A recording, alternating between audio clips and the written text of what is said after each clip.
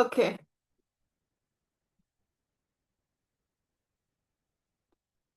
So the next one, yeah, ஒரு ரெலவெண்டான subject line கொடுக்க வேணும். பாடி ஆஃப் த லெட்டர் பார்ட்ஸா பிரிஞ்சிருக்க வேணும். ரைட், பேராகிராஃபா நாங்க பிரிச்சு தான் எழுத வேணும். தெளிவாக இருக்க வேணும் அந்த பேராகிராஃப்ஸ்.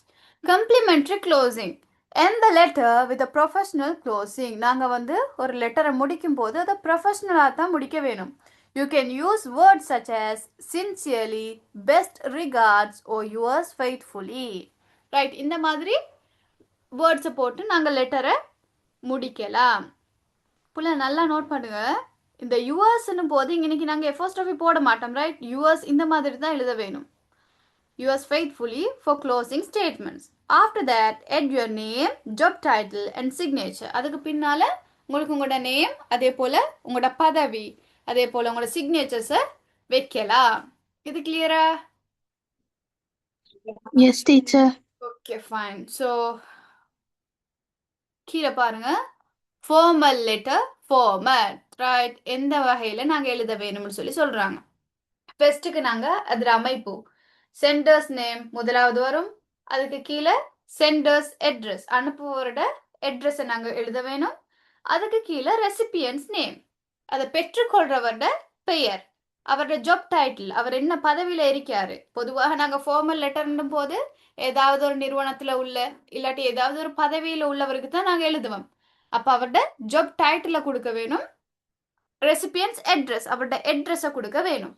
அதுக்கு கீழே என்ன வரும்னு சொன்னால் concise and to the point subject line, மிகவும் சுருக்கமான முறையில் ஒரு பிரீஃபான ஒரு தலைப்பு கொடுக்க வேணும். இந்த தலைப்பு நீங்கள் பந்தி அமைப்பில் கொடுக்கப்படாது, ஒரு பிரீஃபான அமைப்பில் தான் கொடுக்க வேணும். அதுக்கு கீழே பாருங்க, டியர், அதாவது இப்போ நீங்கள் யாருக்கு எழுதுறீங்களோ அவரோட பேரை போடலாம். உதாரணத்துக்கு இப்போ ஜான்ன்றவருக்கு நீங்கள் எழுதுறீங்கன்னு சொன்னால் dear John, dear mister John, அந்த மாதிரி கொடுக்கலாம். அதே போல் பாடி, பேராகிராஃப்ஸ் ஆஃப் த லெட்டர். இப்போ நாங்கள் அதுக்கு பின்னால் பாடியை எழுதுவோம். அந்த பாடி எப்படி இருக்குன்னு சொன்னால் பேராகிராஃப் பந்தி அமைப்பில் தான் காணப்பட வேணும். அதுக்கு கீழே யுவர் சின்சியர்லின்னு போட்டு நீங்கள் லெட்டரை க்ளோஸ் பண்ண போகிறீங்க. அதுக்கு கீழே உங்களோட நேம் வரும், டெசிக்னேஷன் உங்களோட பதவி, ஏதாவது ஒரு நிறுவனத்துக்கு கீழே நீங்கள் ஒர்க் பண்ணுறீங்கன்னு சொன்னால் எம்ப்ளாயி ஐடி வரும். இது கிளியரா? Yes, teacher.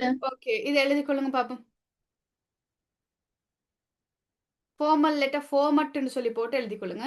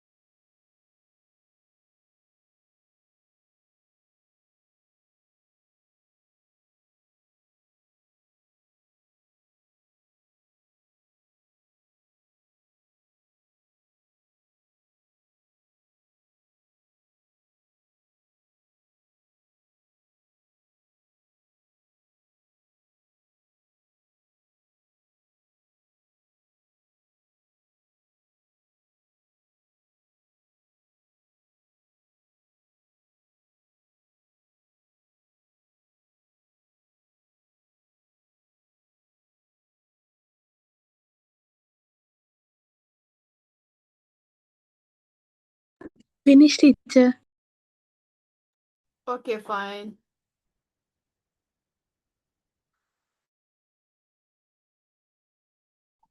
No, teacher. Okay.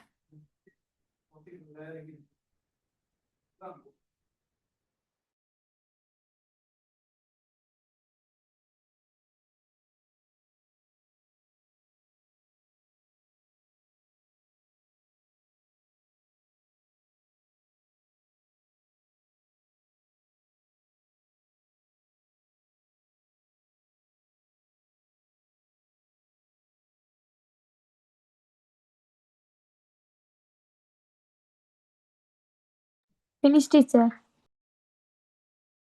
Finish teacher. Okay, கீழே உள்ளதும் எழுதிட்டீங்களா? No teacher.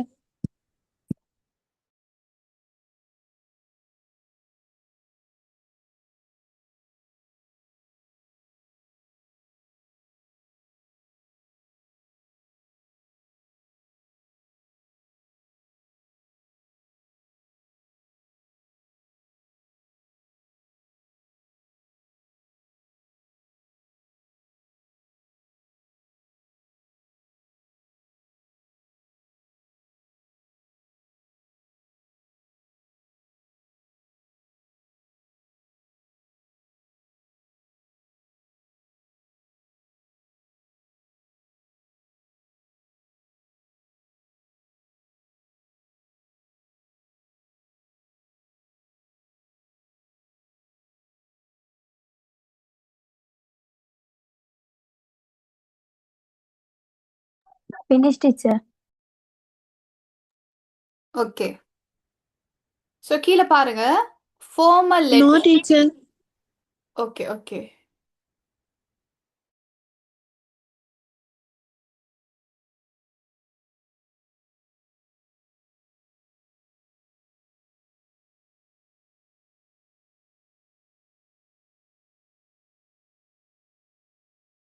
Finish teacher. Okay. கீழே பாருங்க, ஒரு எக்ஸாம்பிள் தந்திருக்காங்க. ஒரு பிரின்சிபலுக்கு ஒரு ஃபார்மல் லெட்டர் எழுதுனா எந்த ஸ்ட்ரக்சர்ல எழுத வேணும்னு சொல்லி. இந்த இடத்துல உங்களோட பேர், எழுதுறவரோட பேரை போடுவோம். அதே போல் உங்களோட கிளாஸ், நீங்கள் எந்த கிளாஸில் இருக்கீங்க, ஸ்கூல் நேம், ஸ்கூலோட பேரை போடுவோம். அதே போல் டேட், அதுக்கு கீழே டூ, யாருக்கு நீங்கள் எழுதுறீங்க. அப்போ நீங்கள் பிரின்சிபலுக்கு எழுதுறேன்னு சொன்னால் த பிரின்சிபல்னு சொல்லி போட்டு ஸ்கூலோட பெயர், ஸ்கூலோட அட்ரஸ், அதுக்கு கீழே சப்ஜெக்ட், நீங்கள் எந்த நோக்கத்துக்காக எழுதுறீங்கன்னு சொல்லி ஒரு குட்டி தலைப்பு போட வேணும். State the purpose of the letter concisely, சுருக்கமாக நீங்கள் கொடுக்க வேணும். அதுக்கு கீழே ரெஸ்பெக்டட் சார், மேடம், ஏதாவது ஒரு சல்யூட்டேஷன் வரும். அதுக்கு கீழே அந்த லெட்டரோட body, I hope this letter finds you well, இந்த லெட்டர் வந்து உங்களுக்கு கிடைச்சேன்னு சொல்லி நான் நினைக்கிறேன். I am writing to formally, நீங்க எந்த நோக்கத்துக்காக இப்போ இந்த கடிதம் எழுதுற, mention the reason for writing. எக்ஸாம்பிளுக்கு நீங்க இப்போ பிரின்சிபல் கிட்ட ஒரு லீவ் கேட்டு ஒரு வேண்டுகோள், ஏதாவது ஒரு ரிக்வெஸ்ட் பண்ணி ஒரு கடிதம் எழுதுறீங்க. அப்படி இல்லைன்னு சொன்னா ஏதாவது ஒரு பெர்மிஷன், அனுமதி. இப்போ ஏதாவது ஒரு நிகழ்ச்சி ஏற்பாடு பண்றேன்னு சொன்னா அந்த மாதிரி அதுக்காக பெர்மிஷன் கேட்டு எழுதுகிற கடிதமாக இருக்கலும். அப்படி இல்லைன்னு சொன்னால் ஏதாவது ஒரு கம்ப்ளைண்ட், இப்போ ஸ்கூல் ப்ரிமிசஸ் வந்து ஏதாவது பொல்யூஷன், அப்படி இல்லைன்னு சொன்னால் ஏதாவது கிளீனிங் பண்ண வேணும்னு சொன்னால் அது மோசமான நிலையில் இருக்கி அந்த மாதிரி ஏதாவது ஒரு கம்ப்ளைண்ட் பண்ணணும்னு சொன்னாலும் நீங்கள் ஃபார்மல் லெட்டர் எழுதுவீங்க, அப்படித்தானே? அதே போல் சஜஷன், ஏதாவது உண்டு இப்படி முன்னேற்றினா நல்ல ஸ்கூலில் ஏதாவது இப்போ டீச்சிங் பர்பஸஸ் அப்படி இல்லாட்டி லேர்னிங் பர்பஸஸுக்காக இந்த விஷயங்கள் மாற்றினா நல்லம், சேஞ்ச் பண்ணால் நல்லம், அந்த மாதிரி ஏதாவது உங்களுக்கு ஒரு சஜஷன் இருந்தாலும் உங்களுக்கு நீங்கள் எழுதலாம். இந்த மாதிரி எந்த நோக்கத்துக்காக எழுதுறேன்னு சொல்லி நீங்கள் ரெண்டாவதாக மென்ஷன் பண்ண வேணும். இது கிளியரா? Yes teacher. Okay fine. So explain the reason in detail. அப்போ நீங்கள் என்ன காரணம்னு சொல்லி நீங்கள் டீட்டெயிலாக தெளிவாக ரெண்டாவது பந்தியில் கொடுப்பீங்க. Keeping it polite and professional, நீங்கள் வந்து பணிவாகவும் இருக்க வேணும், அதே போல் ப்ரொஃபஷனலாகவும் இருக்க வேணும்.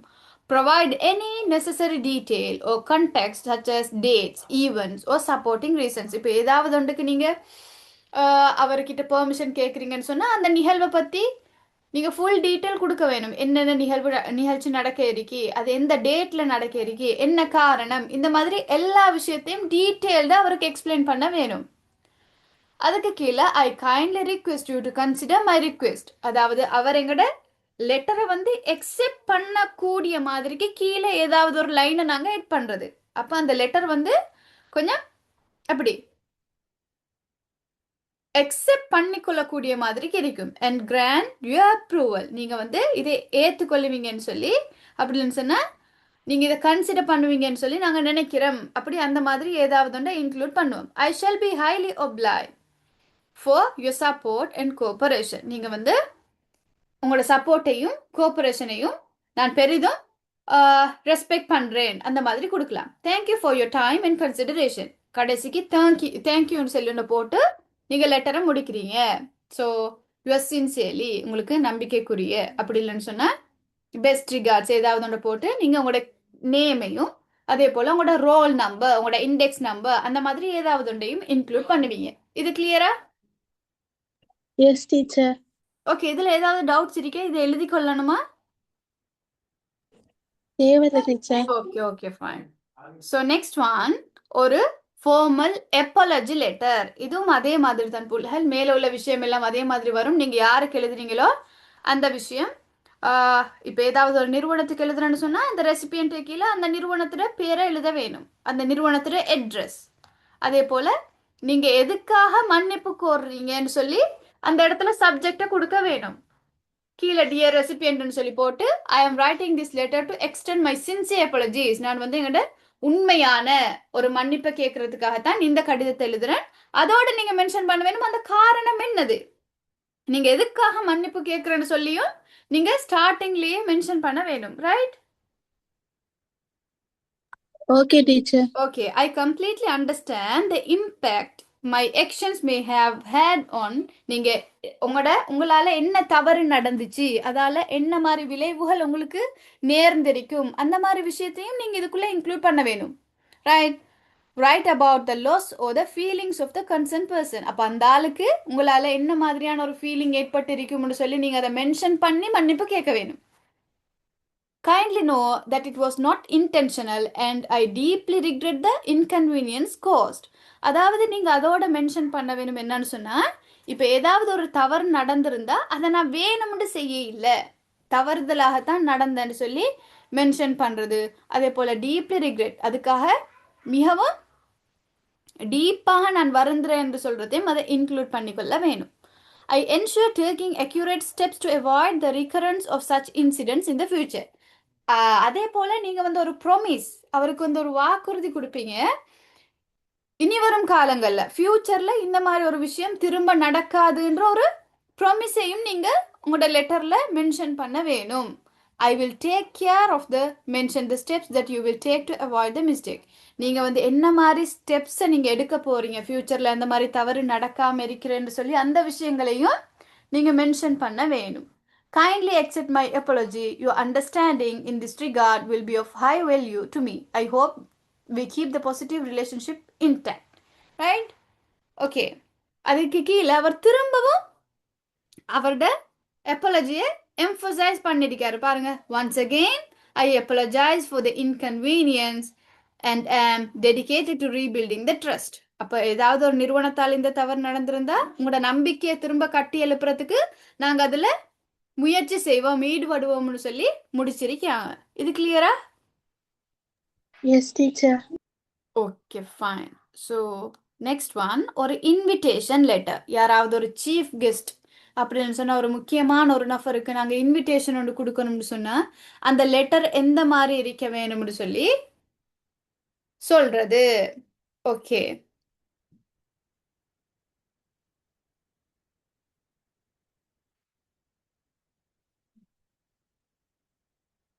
இதுவும் அதே மாதிரி தான். எந்த நிகழ்வுக்காக நீங்க இன்வைட் பண்றீங்கன்னு சொல்லி சப்ஜெக்ட்ல எழுத வேணும். Invitation to attend, name of the event, என்ன நிகழ்வுன்னு சொல்லி மென்ஷன் பண்ண வேணும். அதே போல சப்ஜெக்ட்லயே இந்த இடத்துல அந்த டேட்டையும் மென்ஷன் பண்றாங்க பிள்ளைகள். அதாவது இப்போ ஏதாவது 21st அப்படி இல்லைன்னு சொன்னா 23rd நடக்க இருக்கிற, ஜூலை 23rdன்னு சொன்னா அந்த டேட்ல நடக்க இருக்கிறேன்னு சொல்றதே இந்த சப்ஜெக்ட்லயே மென்ஷன் பண்ண வேணும். அண்டர்ஸ்டாண்ட்? Yes, teacher. அதே போல பெருஃபவருக்கு நீங்க செலிட்டேஷன் ஒன்று போடுவீங்க. I am writing this letter to cordially invite you to the event, name of the event. Right? நீங்க எந்த ஈவெண்ட்டுக்கு அவங்கள இன்வைட் பண்றீங்களோ அந்த ஈவெண்ட்டை போட வேணும். Which will be held on date of the event, அந்த டேட் எப்போ. அதே போல அட் வென்யூ, எந்த இடம், வென்யூன்னு சொல்றது லொகேஷன். ரைட்? அந்த மாதிரி விஷயம் எல்லாத்தையும் இன்க்ளூட் பண்ண வேணும். Kindly grace the occasion with your presence, அதாவது உங்களோட ப்ரெசன்ஸ் வந்து முக்கியம்ன்றதையும் நீங்கள் வந்து மென்ஷன் பண்ண வேணும். The event will demonstrate, mention the complete details of the event, என்னென்ன நிகழ்வுகள் நடக்க இருக்கேன்னு சொல்லி அந்த நிகழ்ச்சிகளோட ஒரு கம்ப்ளீட்டான டீட்டெயிலையும் நீங்கள் மென்ஷன் பண்ண வேணும். It will be graced by the presence of eminent personalities, including name of the personalities who will preside over the event. அதாவது இப்ப சீஃப் கெஸ்டா அப்படி இல்லாட்டி இந்த நிகழ்வுக்கு வார ஆட்களோட பெயர்கள் இருக்கும் தானே, முக்கியமான நபர்கள், அது தொடர்பான விஷயங்களையும் நீங்க இன்க்ளூட் பண்ண வேணுமா? We are highly enthusiastic to welcome you to the event. Your participation in the same will contribute immensely to the success of the team.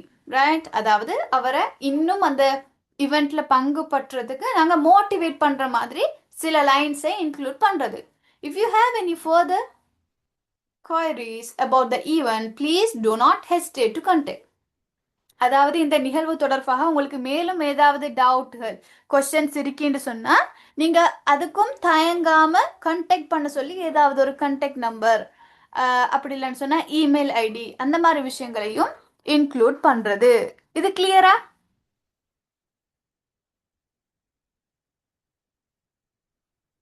புலகல்? Yes, teacher. Okay, யாருக்காவது என்ன சரி டவுட் இருந்தா கட்டாயம் கேளுங்க. ரைட்?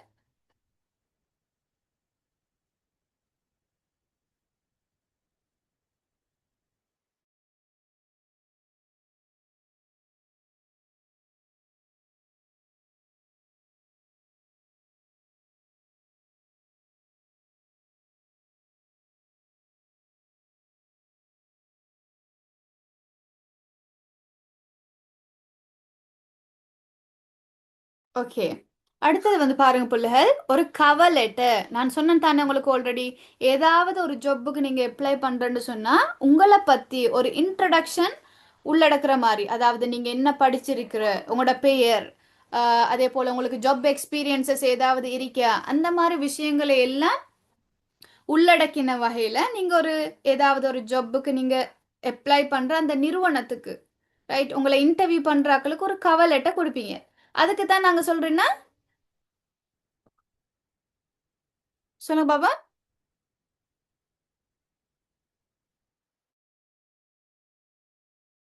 என்ன டீச்சர்? அதாவது இப்ப நாங்க ஏதாவது ஒரு நிறுவனத்துல இல்லாட்டி ஏதாவது ஒரு நபர்கிட்ட நாங்க ஏதாவது ஒரு ஜாப்புக்கு அப்ளை பண்ணும் போது உங்களை பத்தின ஒரு இன்ட்ரடக்ஷன், ரைட், அதாவது உங்களோட பெயர், நீங்க என்ன படிப்பு எல்லாம் படிச்சிருக்கீங்க, உங்களோட எஜுகேஷனல் பேக்ரவுண்ட், அதே போல உங்களோட எக்ஸ்பீரியன்சஸ், இது எல்லாத்தையும் உள்ளடக்கிற வகையில நீங்க ஒரு லெட்டர் கொடுப்பீங்க அந்த நிறுவனத்துக்கு. அதுக்கு தான் நாங்க சொல்ற cover letter. Understand? Yes, teacher. Okay, அதுவும் teacher. Yeah okay. ஆல்ரெடி நீங்க அந்த உங்களோட நேம், அட்ரஸ் அதெல்லாம் ஆல்ரெடி நாங்க பார்த்து அதில் எழுதுற மாதிரியே கொடுப்போம். ரெசிபியன்ட் நேமும் அதே மாதிரி வரும். இங்க வேணும்னு சொன்னா அந்த நிறுவனத்தோட நேமை நாங்க போட்டு, அதே போல சப்ஜெக்ட் அப்ளிகேஷன் ஃபார், எந்த வேகன்சிக்கு எந்த ஜாப்புக்காக நீங்க அப்ளை பண்றீங்க, அதே போல அந்த கம்பெனியோட நேம் அதையும் வந்து சப்ஜெக்ட்ல இன்க்ளூட் பண்ண வேணும். அதுக்கு பின்னால செல்யூட்டேஷன், நீங்க யார முன்னுரிமைப்படுத்தி, உதாரணத்துக்கு சிஇஓ, அப்படி இல்லைன்னு சொன்னா மேனேஜர், அந்த மாதிரி யாரை முன்னிலைப்படுத்தி நீங்க எழுதுறீங்களோ அதை இந்த இடத்துல மென்ஷன் பண்ண வேணும். அதோட பாருங்க கவரிங் லெட்டர்ல புள்ளகள்,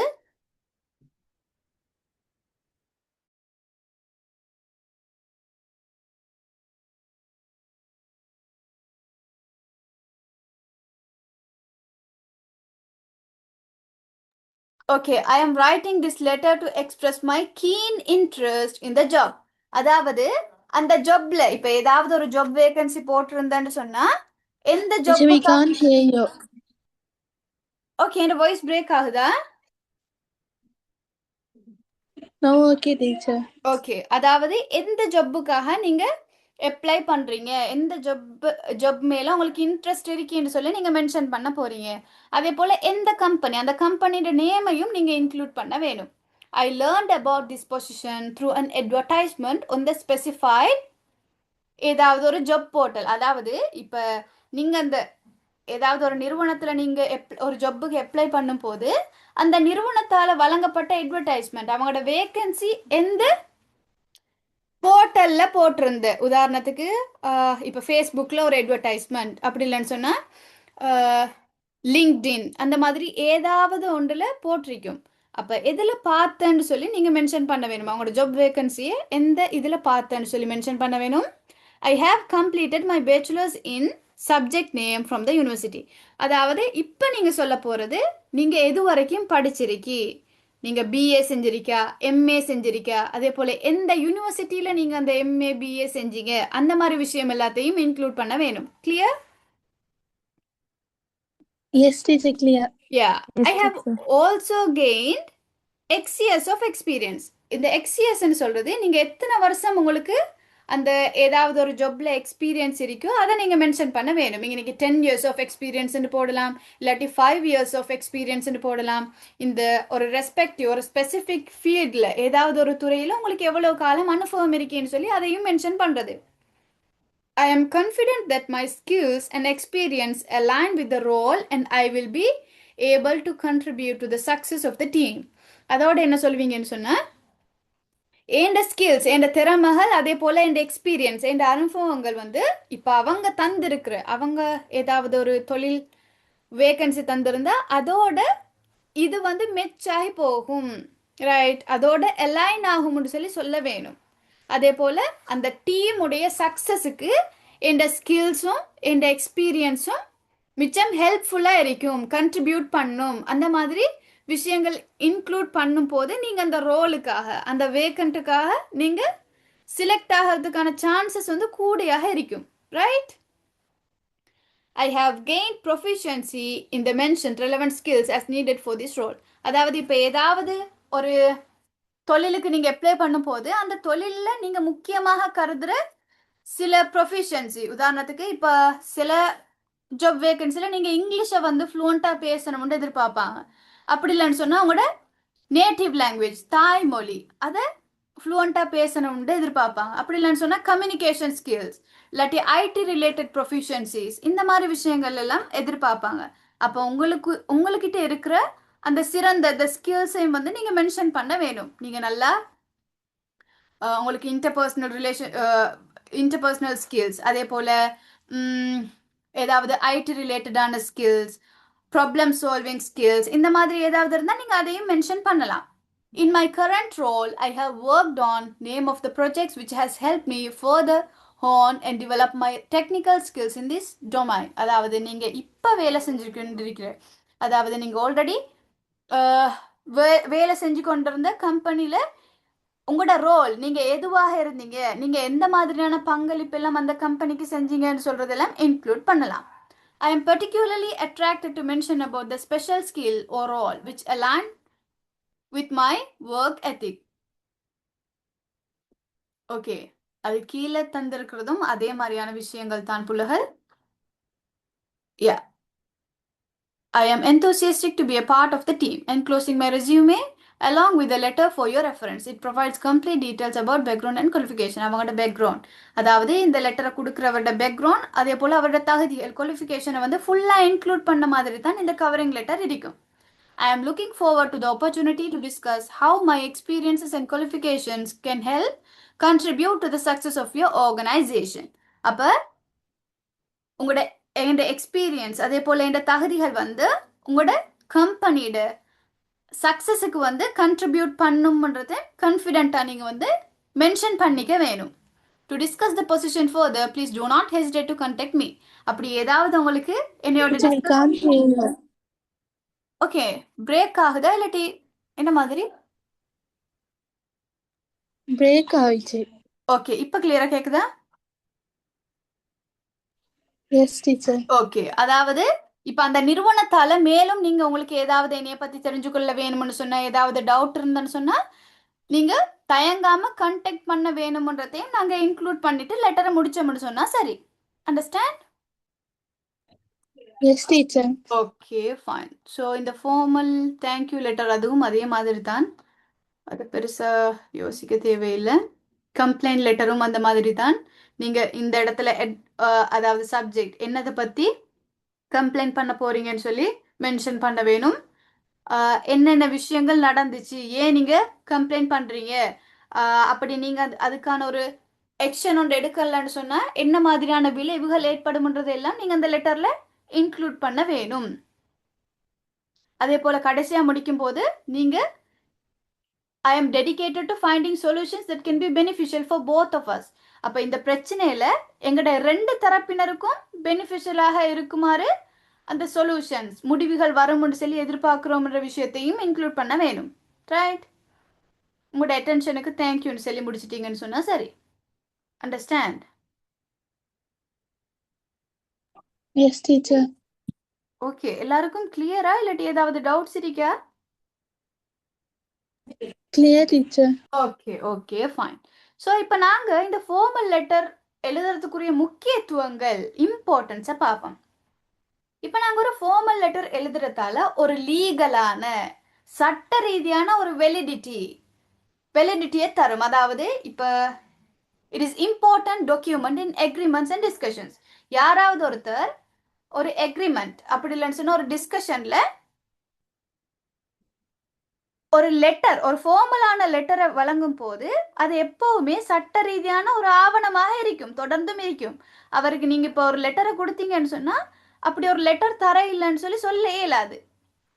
அது வந்து ஒரு எவிடன்ஸாக இருக்கும். அதுதான் இந்த ஃபார்மல் லெட்டரில் ஒரு முக்கியத்துவம்.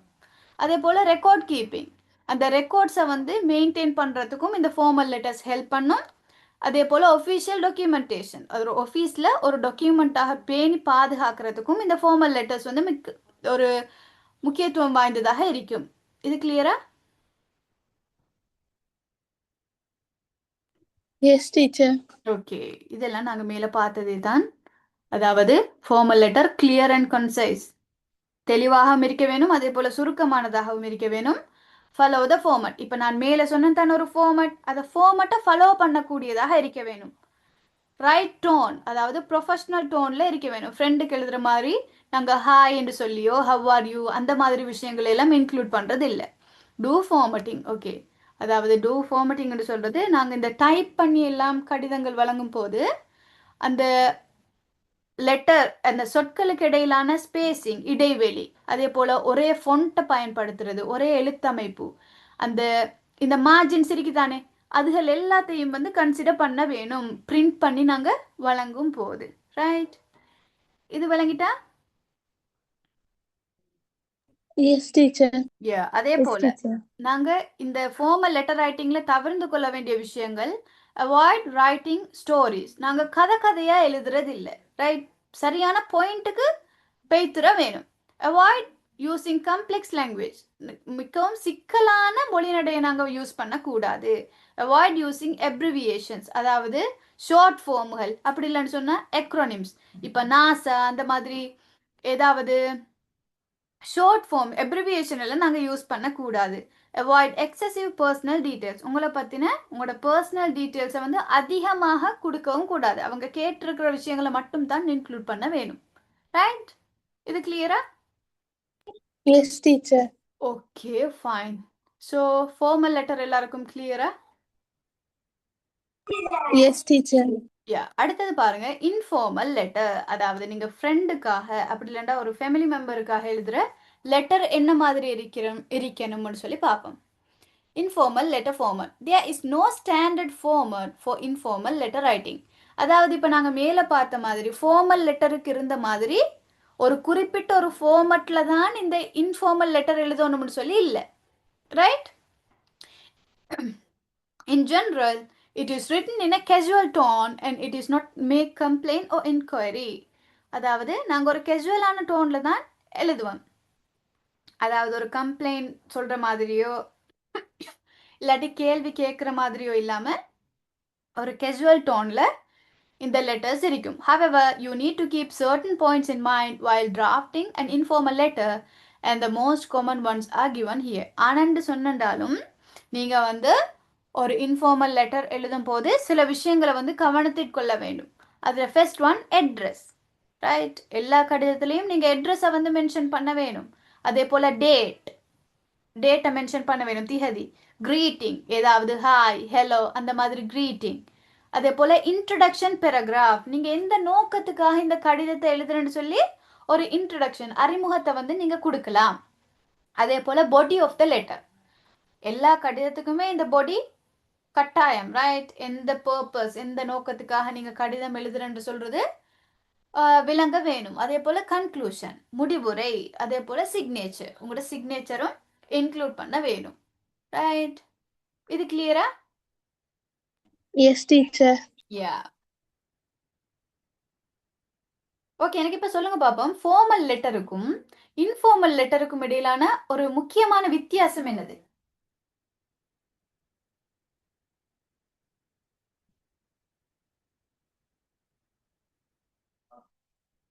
சொல்லுங்க பாப்போம். ஃபார்மல் லெட்டருக்கும் இன்ஃபார்மல் லெட்டருக்கும் இடையிலான ஒரு வித்தியாசம் என்னது?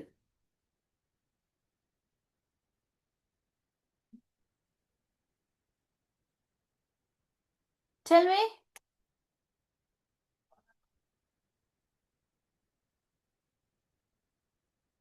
இதுல ஒரு சப்ஜெக்ட் லைன் இல்ல, அப்படித்தானே? ஒரு தலைப்பிரிக்க.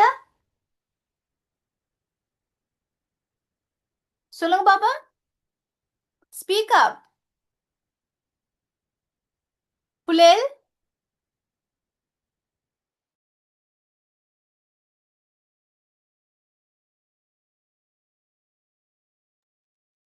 Del me. இன்ஃபார்மல் லெட்டர்ல நான் பேசுறது கேக்குதா புள்ளகள்?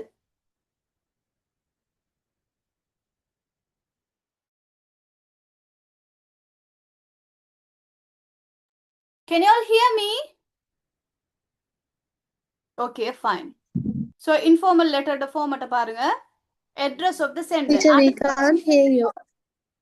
ஓகே, நான் பேசுறது பிரேக் ஆகுதா புள்ளகள்? என்ன நடக்குது? Break ஆகுது teacher. இப்ப அப்படித்தான் இருக்க. ஓகே, இன்ஃபார்மல் லெட்டர் ஃபார்மட் பாருங்க. அட்ரஸ் ஆஃப் த சென்டர், அந்த கடிதத்தை அனுப்புபவரோட அட்ரஸ், அதுக்கு கீழே டேட், அதுக்கு கீழே நீங்க யாருக்கு அனுப்புறீங்களோ, டியர் சாரா அப்படி இல்லைன்னு சொன்னா உங்களோட ஃப்ரெண்ட பேர், அப்படி இல்லைன்னா உங்களோட ஃபேமிலி மெம்பரோட பேரை போடலாம். இல்லாட்டி டியர் மாம், டியர் டேட், அந்த மாதிரி ஏதாவது ஒரு விஷயம் இன்க்ளூட் பண்ணலாம். அதுக்கு பின்னால பாடி ஆஃப் த லெட்டர். இந்த பாடிக்குள்ள பாருங்க சில விஷயம் போட்டிருக்கு புள்ளகள். முதலாவது பேராகிராஃப்ல ask for the wellbeing of the person, அதாவது அந்த ஆள் சுகமா இருக்காரா, அவங்களோட ஹெல்த் எப்படி இருக்கு, அந்த மாதிரி விஷயங்களை நாங்க ஃபர்ஸ்ட் பேராகிராஃப்ல கேட்போம். Right? Understand? Zulaiha? Yes, teacher. Okay. So paragraph second பேராகிராஃப்ல என்ன நடக்கும்னு சொன்னா, the main reason to write the letter. ரெண்டாவது பேராகிராஃப்ல நீங்க என்ன மென்ஷன் பண்ணணும்னு சொன்னா, அந்த கடிதத்தை